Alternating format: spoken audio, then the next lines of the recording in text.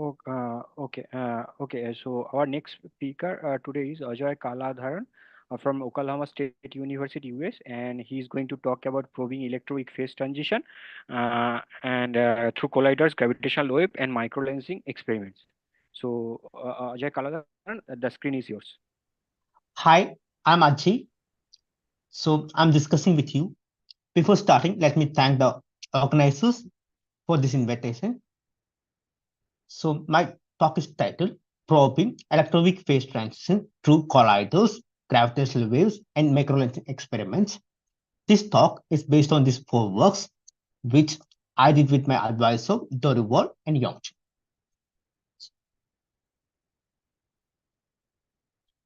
Sorry. Okay. Yeah. So this is the outline of my talk. First, I will motivate. Then talk about electroweak phase transition to expert model, electroweak baryogenesis, followed by PBH formation from first order phase transition XSM model. Finally, summarize.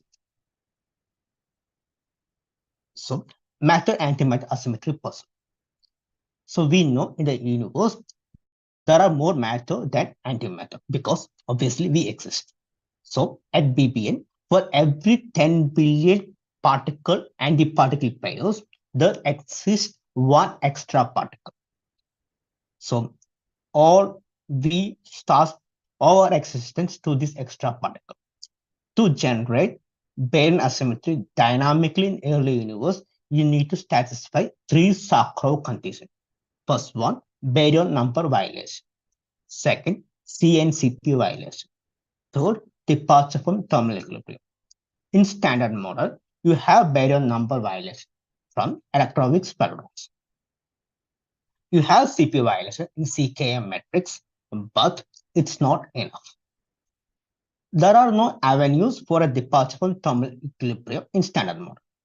So, to explain baryon asymmetry, you have to go to physics beyond the standard model. One of the interesting mechanisms is electroweak baryogenesis. Though departure from thermal equilibrium is provided by electroweak phase transition. In standard model, electroweak phase transition is by simple crossover. That means at very high temperature, standard mode Higgs wave is zero. As universe cools down, Higgs wave gradually increases to the current value.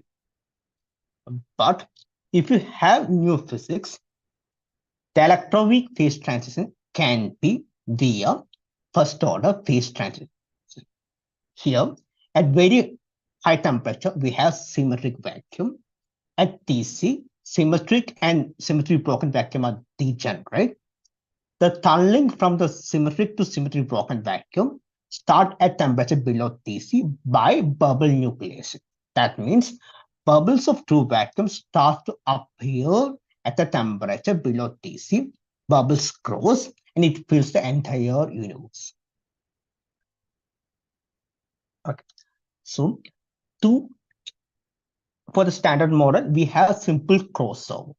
So from simple crossover to a strong first order phase transition, we need to have significant change in the shape of the Higgs potential. For that, we need new particles interactions with sizable interaction with Higgs boson so that the shape of the potential can be changed. We know the shape of the potential can be written as this one. The first term, mass of Higgs.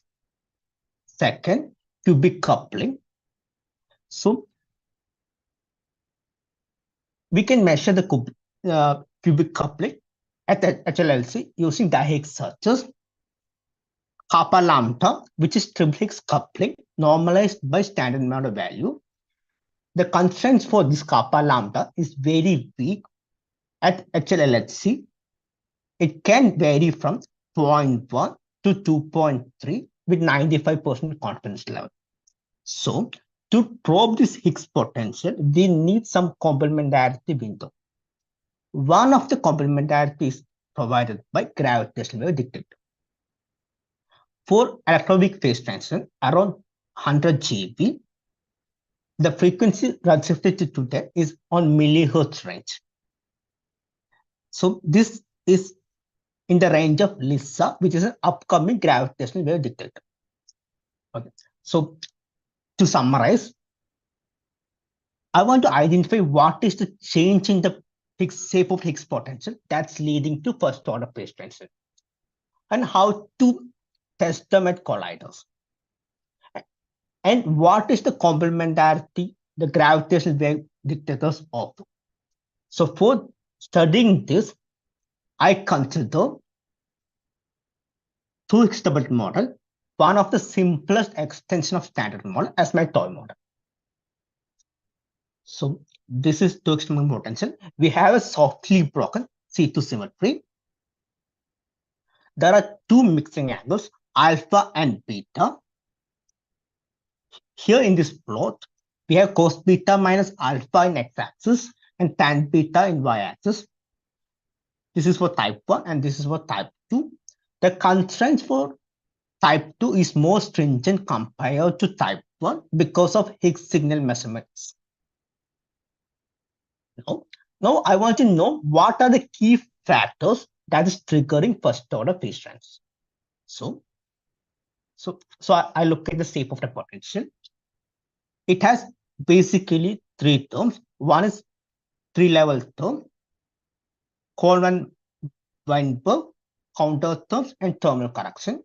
I combine Coleman-Weinberg and counter terms as one loop effect. So basically, I have contribution from three-level, one loop, and terminal correction. Now I want to know which among this one is important. So I'm looking at the barrier. So I'm looking at the barrier and see which one is triggering the barrier at critical temperature. So first I compare between three level and one loop. So here in this plot, anything on the positive axis means it's contributing positive. And anything in the negative means it's contributing negatively. Here this is color coded by probability distribution. So you can see the most probable region is this one, where three level is contributing negatively, but the one loop correction is contributing positive. So from here, I can understand three level term is basically suppressing the barrier at TC, but the one loop correction is basically creating the barrier. Now, next I compare between one loop and thermal. So here I see both thermal and one loop correction is contributing positively to barrier. So I understand one loop and thermal correction is providing the barrier.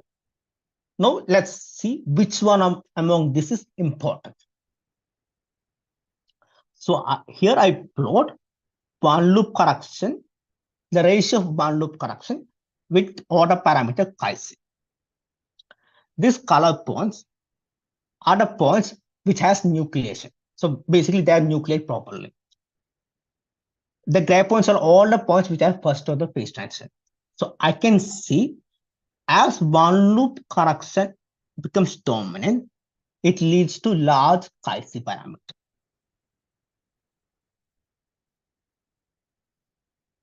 Okay. So understand one loop correction is dominant. So, and it can be correlated with this vacuum upliftment measure.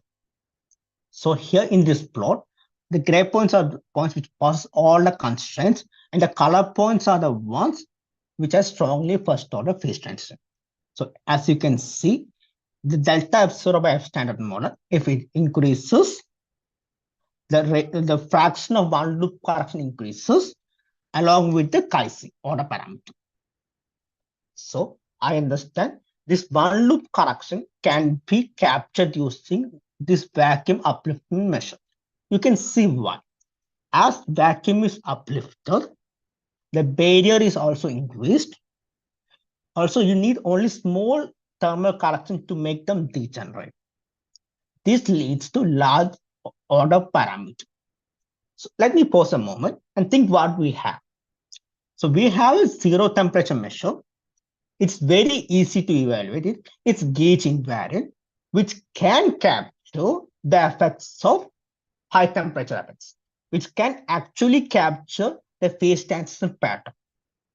So let's look at this parameter more carefully and see what things which we can learn from it. So here I actually plot the contribution from pseudoscalar to the vacuum upliftment measure. It's MA in x-axis, M1 square by sine beta cos beta square root in y-axis. These gray points are basically excluded by unitarity and perturbativity constraints. So these lines basically means the vacuum upliftment contribution 0. This means minus 0.1. This means 0.1. So now we can see that only the large contribution is allowed at the lower mass region. Now let's look at the phenomenology. So here in this plot, I have mass of heavy Higgs in x-axis, cos beta minus alpha in y-axis. The gray points are basically passes all the collider constraint, black first order phase transition, and colored point is color coded with chi-c in this panel and log SNR in the left panel. Log SNR is basically for the LISA. So all the color points here can be detected, can be potentially detected in LISA with SNR greater than 10. You can see here, the mass of heavy Higgs has to be less than 750 GeV, which if you consider it properly, for the two-stable model, we can have very large mass, but when you demand strongly first order phase transition, your scalar mass has to be below 750 GeV approximately. That means this can be in the range of the LX. Also, please note here, we are arriving this conclusion using the analytic expression, which is a gauge invariant measure. Now, let us dig more deeper into this measure. So I have this detailed formula.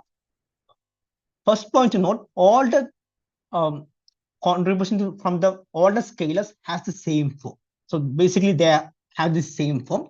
I'm writing in the limit cos beta minus alpha equal to 0. The point to note here is this term. So as m square is very larger compared to this term, the vacuum upliftment is increased. For the parameter points, tan beta greater than 1, this term is basically approximately equal to mass of heavy Higgs. So to summarize it, if the mass of heavy Higgs is very small compared to mass of pseudoscalar or mass of charged Higgs, from the vacuum upliftment measure, it increases, which therefore gives you strong first order phase transition. Let's see what is happening here. So I have the same color code. I have a cross pattern. This cross pattern is due to electroweak precision measurement. I can see this region, the left branch, is the most dominant region. This is because here both charge scalar and pseudoscalar have mass less than mh. So this is the most dominant branch, followed by this branch. Also, you can see the central region has most suppressed mass. That means at the central region, all the masses are same, which gives you very low contribution to vacuum upliftment. Therefore, you have the low density of points at the central region. So to summarize this one, from looking at the analytic expression, we were able to actually predict the phase transition pattern in two-stable model. Important point is that this left branch is the most density points, which favors Higgs-Rowland channel, A to ZH channel. So if you're following the literature, this channel is widely discussed in the context of electroweak phase transition in two-stable model. For the Higgs-Rowland channel,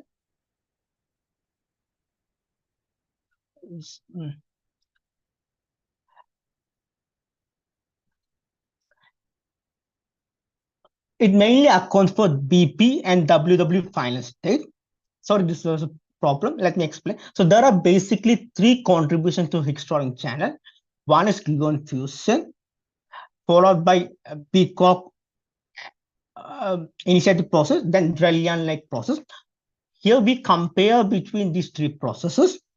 We found gluon fusion is the dominant one, followed by Peacock initiated process. For the gluon fusion, there are basically three contributions. One is resonant, another is Box and Z-mediated process. We see the resonant one is the dominant one, followed by Box, then Z-mediated. Then we look at the interference. The interference between the resonant and the Box is the dominant one. To summarize, for the Higgs Stirling channel, the major contribution is resonant, followed by resonant and Box. Now we can see for the top mass greater than 350 GeV, heavy Higgs decaying to TT is the dominant one. So initially, the experiment collaboration were looking at only with BB and WW channels. We were the first group to tell the significance of TT bus channel in the context of electroweak phase transition. You can see that clearly from this Venn diagram. The most dominant such channel for the Higgs Stirling channel is basically TT bar final state, which is almost like 25%, which is far above these two channels combined. These were the initial channels which experiment collaboration was searching, but currently they're also looking at this one. There was a recent paper by Atlas collaboration looking at Higgs Stirling channel with TT bar final state. So we study the collider and gravitational complementarity.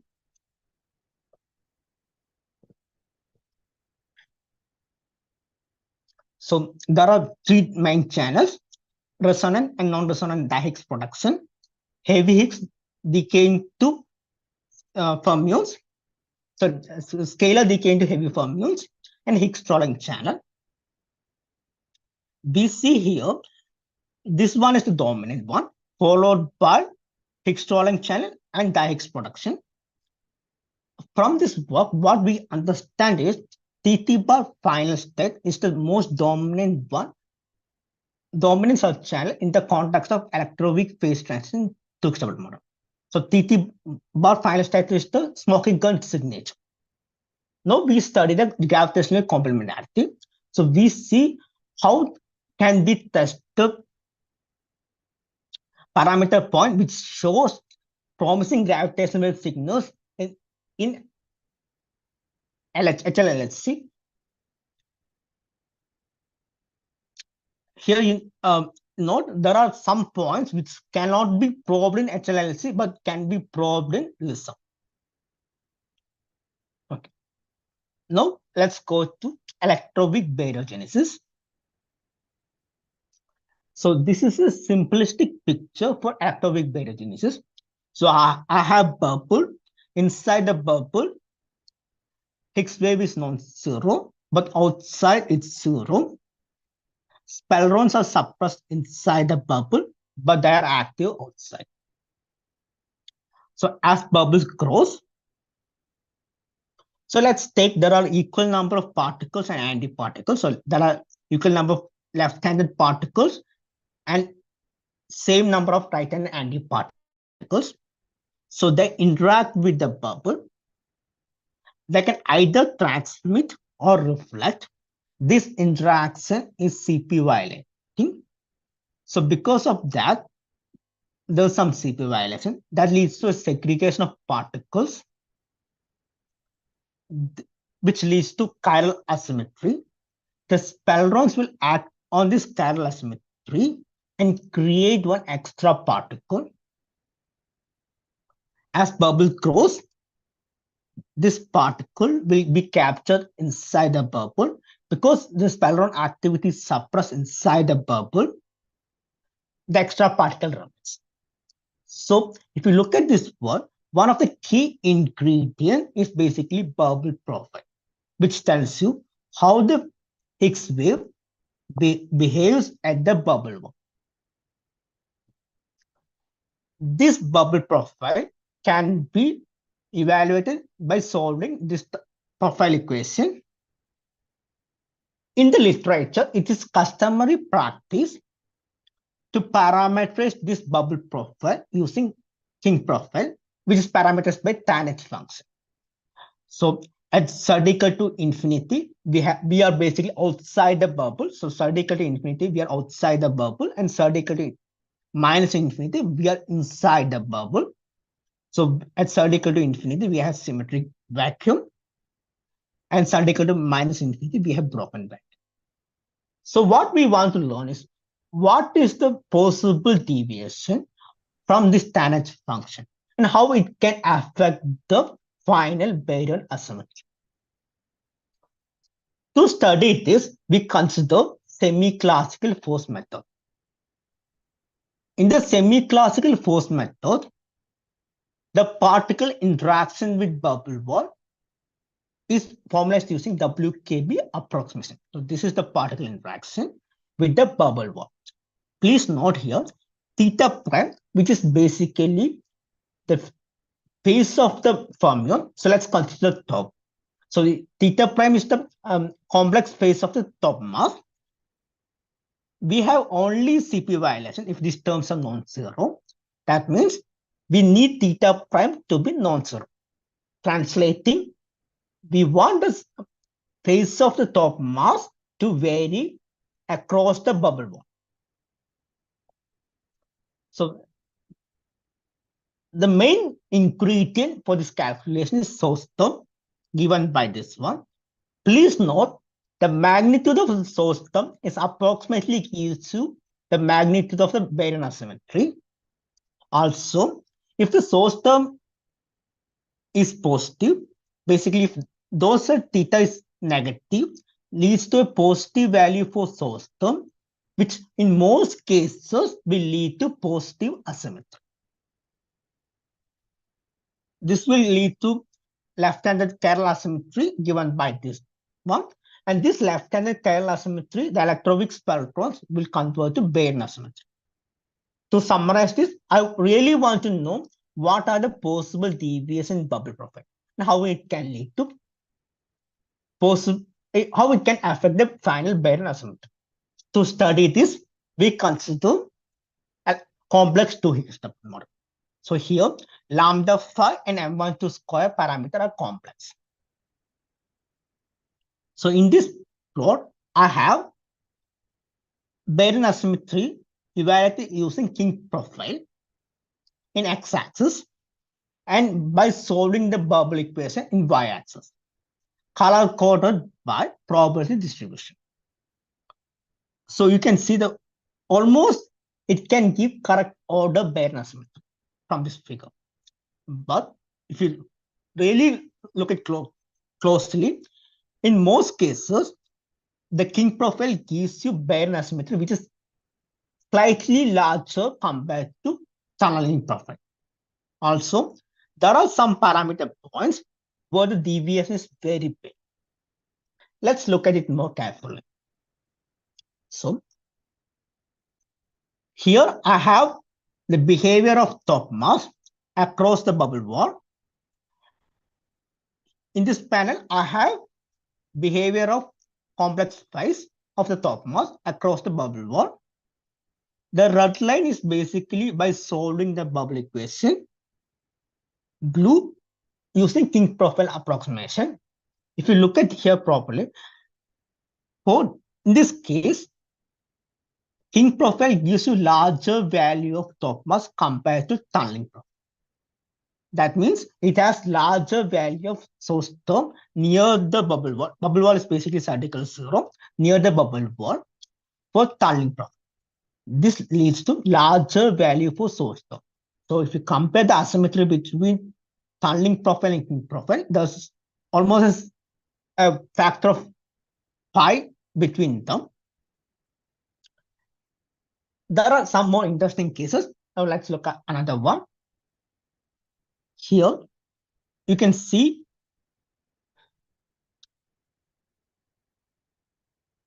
the difference between king profile and tunneling profile is basically 3 order larger. You don't see much difference, but let's look at closely. If you look at closely, king profile, even though king profile gives you larger value of top mass near bubble wall, but it dies quickly. But compared to that with tunneling profile, top mass is non-zero till here. So mass of top dies slowly for the tunneling profile compared to king profile. That means the source term is active for a larger distance for tunneling profile in this case compared to king profile. This is what is leading to a 3-order larger asymmetry.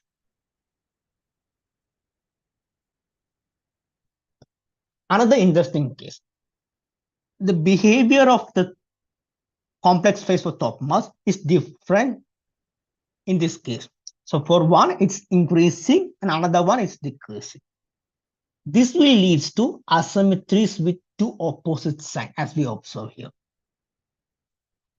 So to summarize this, even though the profile can give you the correct order of asymmetry, there are parameter space where the difference is very significant. So to get a correct, to evaluate the Bayesian asymmetry correctly, you have to use tunneling profile exact. Now let's look at primordial black holes from first order phase transition SSM model.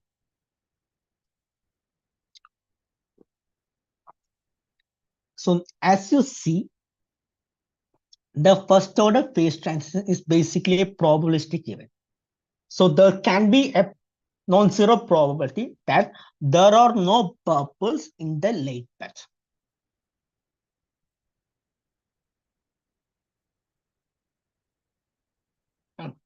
The energy density of this region is basically rho r plus rho v. Rho r is basically radiation energy density. So as bubbles start appearing, as bubbles pops up, the vacuum energy density is basically transferred into radiation energy density. So the radiation energy density decreases as a of the power minus 4. But vacuum energy density is almost constant. So if there is any delay in the nucleation, that can lead to a difference in the energy between these two regions. If the difference in the energy contrast is beyond the threshold, that region can collapse into a PBH. So here there are two important pieces in this calculation. What's the probability that you can get a late batch? First one. Second one, what is that energy contrast? And is it enough? Is it goes beyond the threshold? So let's first evaluate the energy contrast.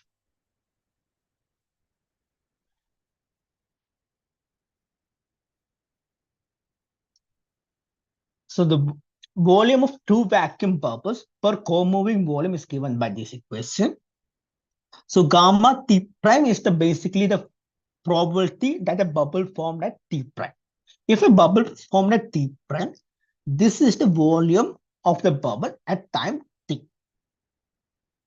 So the fraction of false vacuum can be approximated as f of t equals to e power minus I of t.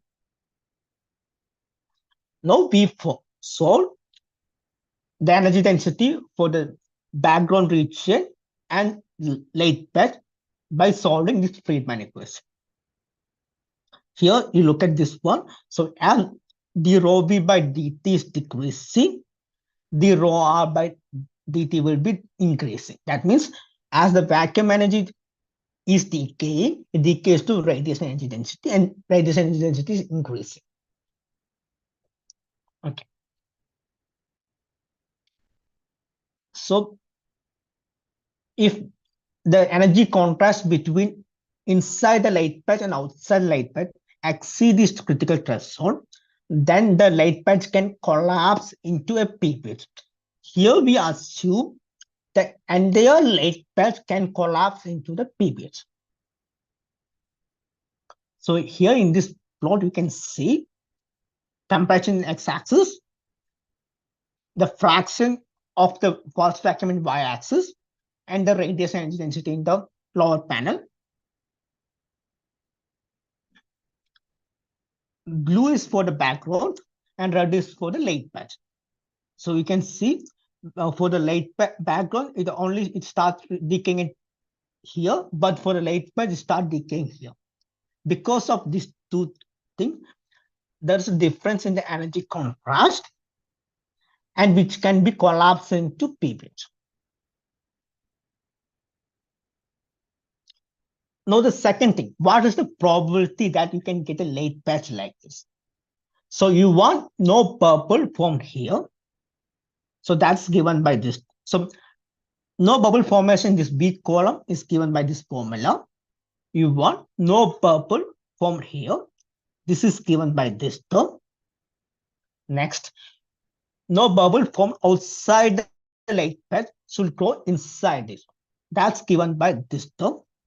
So we want no bubble formed here. So the probability to get the late patch is given by this equation.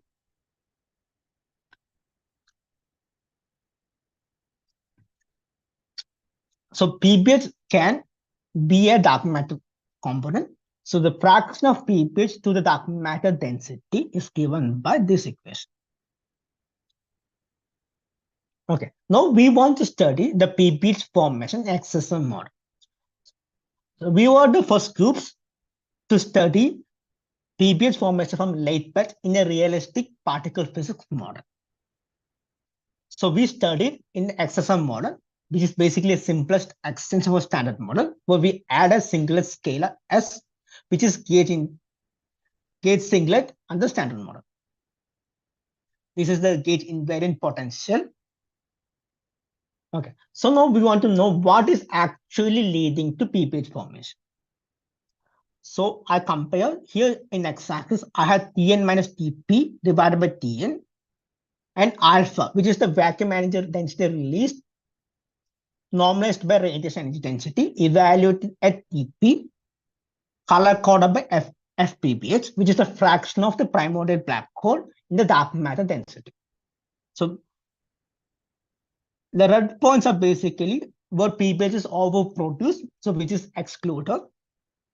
Now we can see if difference between Tn and Tp are very large, it leads to PBH formation. So for a PBH formation to happen, you need at least 0.15 difference, 15% difference between Tn and Tp. If it exceeds like 30%, then PBH is produced. So first question, how can we realize this in a particle physics scenario, in a realistic particle physics model? One of the easiest ways is basically if we have U-shaped S3 over T behavior. Why? Because if you have U-shaped S3 over T behavior, the tunneling light is given by this equation. So tunneling of new vacuum bubbles only happen in a specific temperature region. This will lead to slow phase transition. Now, next question I can ask, how we can have this U-shaped potential. So let me explain this plot. The gray points are basically all the points, black points, PBH is formed. Color point between 0 and 10 power minus 30. Orange points is where FPBH is greater than 1, where PBH is overproduced. So if you look at this one, you can see it's almost a straight line, which means that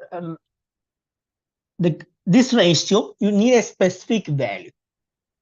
So you want the cubic terms to dominate. Now question is, why is that case? You can see here, if the cubic term is dominating, the barrier is, so here I have B3 in y-axis, negative B3 in y-axis, depth in x-axis, and barrier in y-axis. So if the value of B3 increases, value of the cubic coupling increases, the magnitude increases, the barrier also increases, but depth decreases. So for PBH formation, you need a specific value of barrier and depth, which actually translate into specific ratio between the cubic term and corresponding the quadratic term.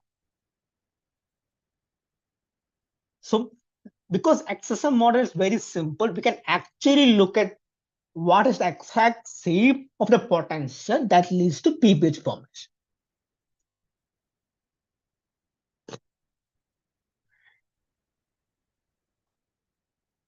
Microlensing experiments. The PBH can give constraints in microlensing experiments. For the XSM model, if you look at the mass of PBH is basically dependent almost on the temperature. Here we have electroweak phase transition, which occurs around 100 GeV. So, so mass of PBH is between 10 power minus 5 and 6. In the XSM model, you can have complete dark matter fractions, but that parameter space is excluded by errors and Ogle. Recently, Ogle had yeah, please. Any questions? We have left with five minutes. Okay, I will finish. So recently, Ogle has observed 6 ultrasound timescale events, which can be attributed to a supercooled phase transition at electroweak scale. There's another explanation for Ogle, which is basically type 9 planets. The explainers of PBH explainers for Ogle can be confirmed by upcoming NGRST, which is the upcoming Nancy Graham telescope. We study the gravitational signals. Because PBH requires large value of alpha, it has very strong gravitational signal. Also, it correctly falls under LISA category. All the parameter points which leads to PBH can be completely probed by LISA. This also provides an avenue to study the complementarity between microlensing and collider. For example, I can study I can actually probe some of the parameter space that leads to PBH in colliders. Here I have kappa lambda, which is triple X coupling, in y-axis, and mass of heavy Higgs in x-axis, color coded by FPBH. There are some constraints. So some parameter space can be constrained HLNC at say 68% confidence level. Also, heavy Higgs decaying to, so di-Higgs production, resonant di-Higgs production can also provide some constraint for MH2 less than 800 GeV with low PBH fraction. There are also other such channels which can give you complementarity signals. So summarize, for 2x doublet model, one loop correction is more important. And for large chi-c parameter, top Coq pair final state will be a promising signature for chi-c greater than 1 at HLLC. If you compare the baryon asymmetry from king profile and tunneling profile, king profile can give you the baryon asymmetry of correct order for most cases, but there are some cases where the deviation is very huge. If source term can be active in a larger regime for tunneling profile, that can give you 2 or more order larger magnitude compared to king profile. PBH formation from delayed phase transition requires sufficient supercooling. So we can get a late patch where it remains in false vacuum. The probability for the late patch to remain in false vacuum is very large. For electroweak phase transition, PBH mass is around 10 power minus solar mass. Thank you. Any questions? Okay, so thank you for the nice talk. Any question from the audience? Please unmute yourself and ask.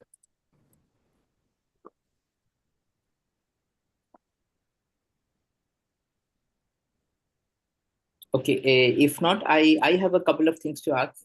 So when you are considering the formation of primordial black hole, are you always assuming a spherical collapse of over densities?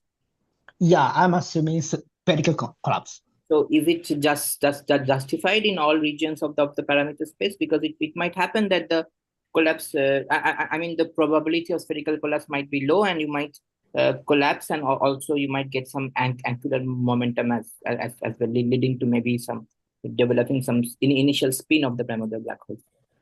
Yes, I think we are checking it. We will be doing in the follow-up work. The spin of the collapse, we will check it. It's not done, but we assume a spherical collapse. But we are planning to look at more detail. Okay, nice, thank you. I'm sorry. In this regard, if the collapse is happening in a radiation-dominated universe, it will the density peaks are very rare, and they will lead to a almost nearly spherical collapse in any case. Yes. So, But I think he also has a period of where the vacuum is dominating the universe, right? yeah, as the omega increases, I mean, if between 0 and 1/3 the omega, the spin can be high, but any other region, the spin will anyway be low. And the vacuum is dominating, no collapse is happening in the vacuum domination, right? All the collapse is happening after that, Yes. after the first nucleation. So eventually the collapse is happening because the formula where you get 0.45 as a threshold is a formula for radiation domination. No, yeah, but this 0.445 is like a pinch, like our trust. We really don't Yeah. know. Yeah, it's no, That's but something that, that that So particular we value are, yeah, comes from the as he radiation said, domination, right? yeah, as he said, this threshold is coming from the radius domination. yeah, but still, I mean, even during radiation domination, this value 0.445, there are Yeah, there I agree with you. I agree with you. So this is like an order estimate, yeah, and the yeah. spin is the question. Yeah, I agree with you, which we are planning to Okay, go in more detail. and the second curiosity that I have, so when you're forming these bubbles, actually, and when you're looking at this gravitational wave, so you are not only so your gravitational wave signals are mostly from bubble collisions, I think, right? So which you plotted. Now, Yes. whenever you're forming the bubbles and they are trying to collapse or create these overdensities, you should also see some second order gravitation wave coming from the anisotropies of this extended, let's say extended of this. So this is like scalar induced gravitation wave, except for the part that this scalar and this anisotropy source, because you can understand, right? If you look at the gravitational graviton equations of motion on the right hand side, you will have some source of anisotropy coming purely big because you have this extra density like bubbles present, right? So then probably the shape of the gravitational wave might change depending. I mean, have you checked whether they change? Yeah, that's a good question. We didn't check it. We will check it. Yeah, that was the good point. We didn't actually spend on time, but yeah, what it says true. Okay, thank you. Any other question from the talk? Sorry, any other question from the audience? Please unmute yourself and ask.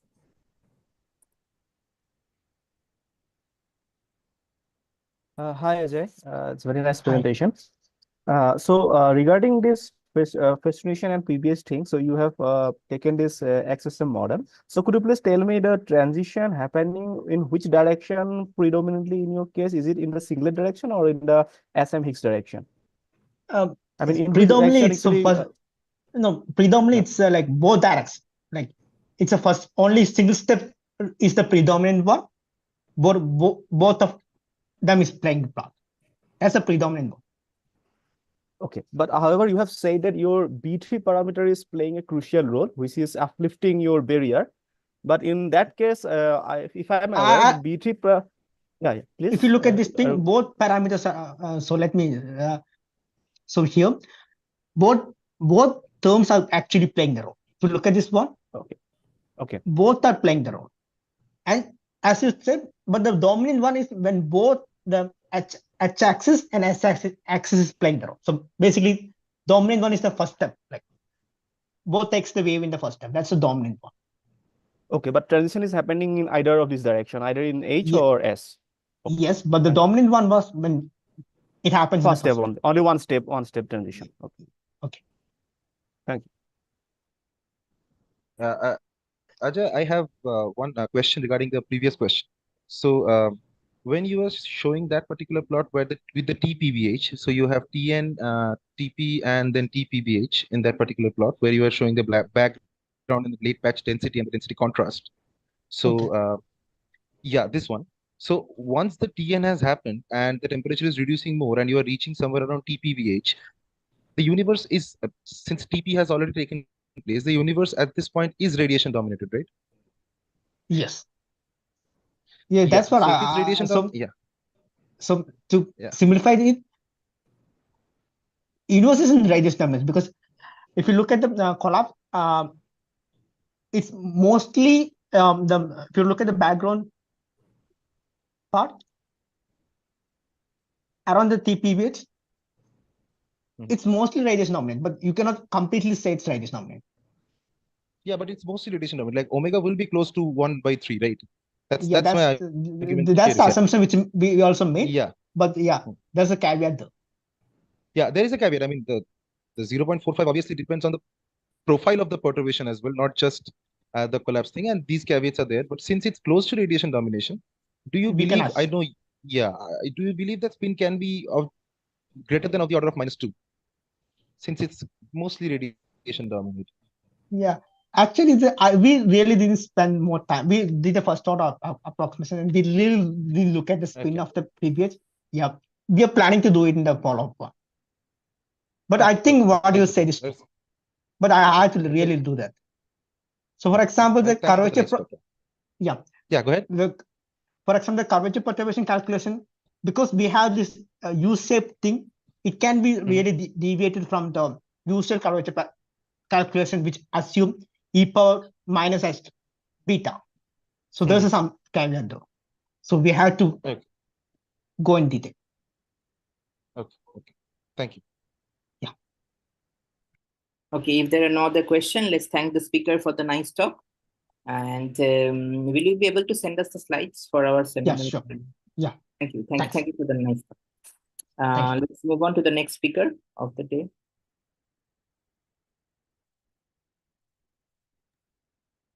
Hello. Hi. Can you hear me? Yeah, yeah. You can.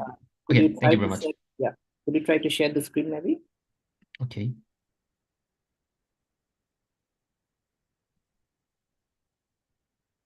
Can you see my screen now? Yes, I can see your screen. It is not full screen at the moment. So.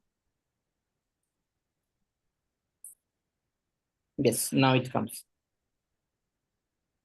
Oh, okay, so maybe we can start. So the last talk for today is by Ibai Obata from Kavli IPMU, Tokyo, Japan, and he's going to talk about cosmic birefringence and its implication. Can you give me one moment to start the YouTube?